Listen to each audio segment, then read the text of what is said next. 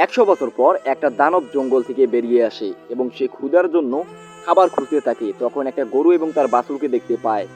তখন সেই গরুটাকে খেয়ে ফেলে, কিন্তু তার বাছুর মুন্না সেখানে দাঁড়িয়ে দাঁড়িয়ে কাঁদে এবং দেখতে থাকে। সে ভাবে যে সে তার মায়ের হত্যার প্রতিশোধ নেবে। সে ধীরে ধীরে বড় হয় এবং এক ভয়ঙ্কর গরুতে পরিণত হয়। সে একদিন সিদ্ধান্ত নেয় তাকে মারবে। পরে তাদের দুজনকার ফাইট শুরু হয়ে যায় দানব এবং গরুর। গরুটা সুন্দরভাবে সেই দানবকে মেরে হারিয়ে দেয়। কি বন্ধুরা, এখনো তুমি মুন্নার জন্য ভিডিওটাতে লাইক এবং চ্যানেলটাকে সাবস্ক্রাইব করনি ছোট বাবু?